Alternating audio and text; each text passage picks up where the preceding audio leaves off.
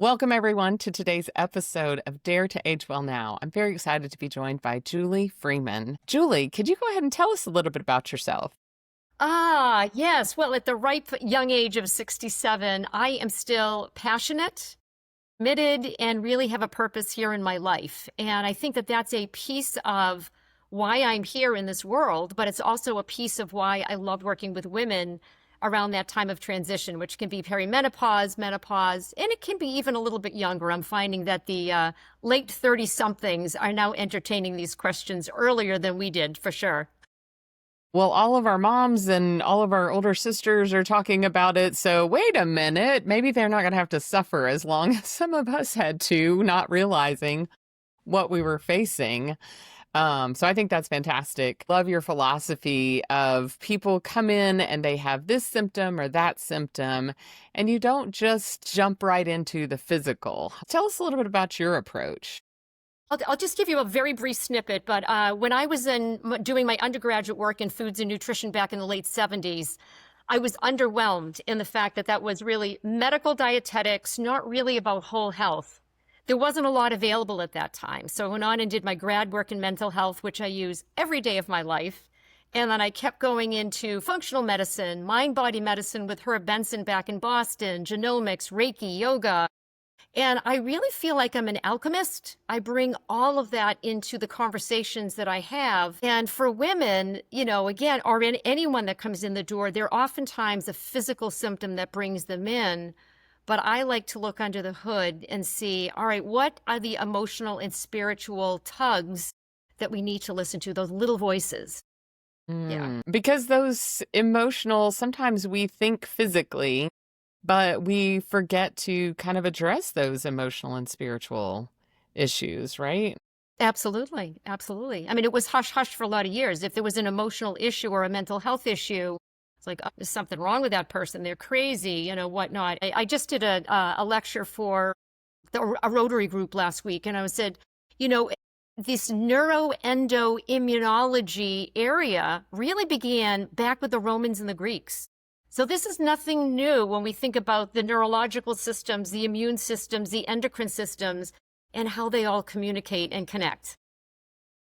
Fascinating. I don't think I've ever heard somebody say that because we talk a lot about how there's so much we didn't know until, the 80s when we figured out about neuroplasticity and some of those sorts of things. Sure. And so much of the I guess research was around dysfunction, not function, but I've never heard anybody say that it started way back then. Neuroendoimmunology, or NEI. So there's, again, it dates way, way back. And I've been very interested in the neurological connections to things as well. And we're really seeing, actually, when I was in college, the first course that came out in this arena was called psychobiology. And now everything is neurology, neuroscience, neuroplasticity. And, I talk with my women around that all the time. So you're saying that there's some emotional and spiritual components. I think that there's been maybe the medical system doesn't necessarily do us a great service in that it feels like people are saying it's in your head. Sure. And that's not what you're saying, right? It may feel like it's in our head, but there's the gut-brain connection. And so when we think about, what's going on in our gut, that's in fact impacting what's going on in our brain. Neurotransmitters help to communicate information, and neurotransmitters, serotonin, dopamine, GABA, we hear about that all the time in terms of addiction and food challenges, GLPs, which I do a fair amount of work in obesity medicine as well. There's always this communication between what's going on in the brain, what's going on in the gut, and what's going on in our emotions. So I may even look at chakras. What chakra is being stuck and what kind of yoga postures or breathing techniques might be able to unblock something. A little bit more similar to Chinese medicine. Interesting. Do you find that people are open to that? Or do you have to spend a little time educating, or how is that being received? It really depends. And I feel like I create a safe space. And again, so many years I loved working, seeing people in person. That we went through COVID. And then I had a couple of years of pretty challenging illnesses that kept me out of practice as well. So I started with doing telehealth before it was even a thing. I was actually doing Skype way back in the day after suffering a rare leukemia that kept me out of practice for a while. This whole idea of being a mind, body, and a spirit. We encompass our spirit with this beautiful body. It's the temple of the soul. And so there are some people that are ready, willing, yes, I'm there. Other people, you have to kind of gradually bring them to that place where they begin to feel.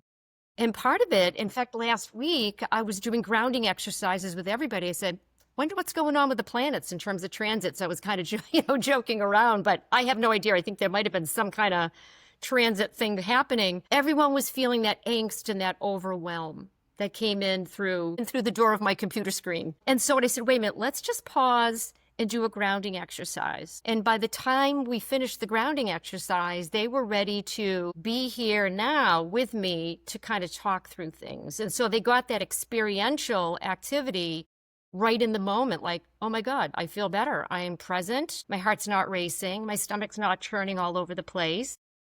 I'm seeing better, I'm feeling better. And so I do a lot of that, in my practice on a daily basis. I'm fascinated. And, through the power of the internet and time warp of podcasts, when this comes out, it will probably have been several weeks ago. But you're talking about the week after Memorial Day when this was this phenomenon.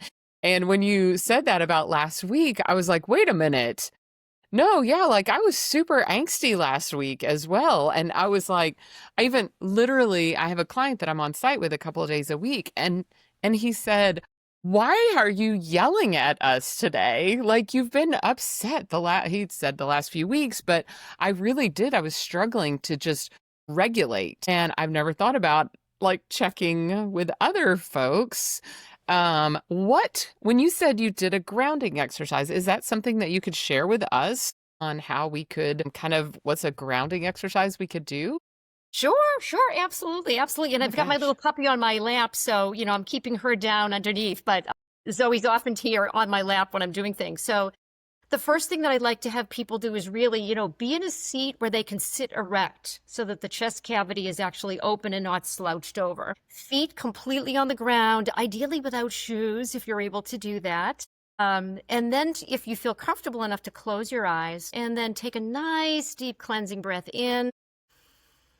And as you let it go, allow yourself to just sink into that chair while you're still sitting erect. Feel your feet connected with the ground. Allow yourself to feel as if those feet have roots to them that are connecting into the center of the earth. And as you take the next deep breath in, allow those shoulders to arrive.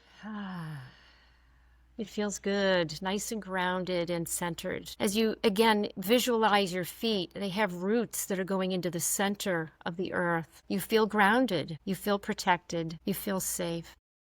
As you take another deep breath, you do a little bit of a body scan and see, are there any areas that just need to be wriggled out a little bit? Are they tense? Are you holding your shoulders up? Is your stomach tight? Just let it go. As you take one more deep breath in, and let it go. Just flutter your eyes open when you are ready to return. That's lovely. And I feel like I could do that at the beginning of a meeting and nobody would really have to know.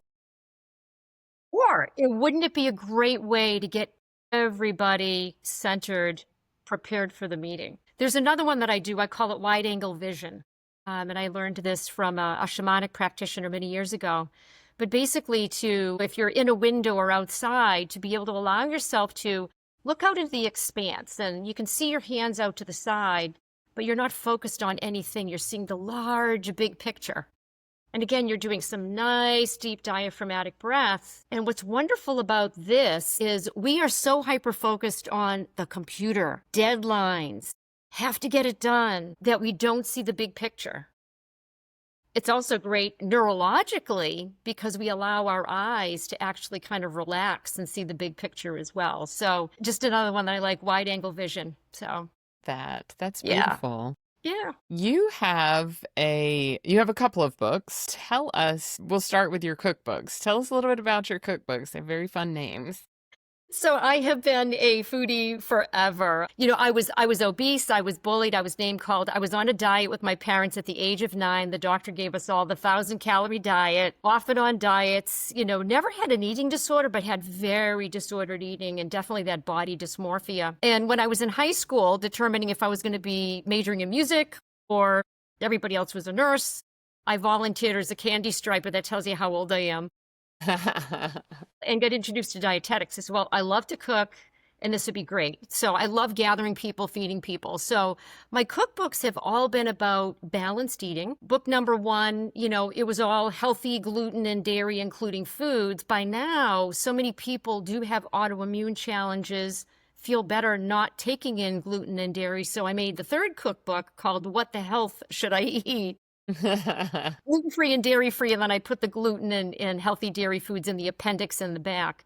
But basically, it's about easy, simple meals that create ambiance and beauty because we do connect with our food. That's the first place that we actually start satiation, is by visually taking in the experience of food.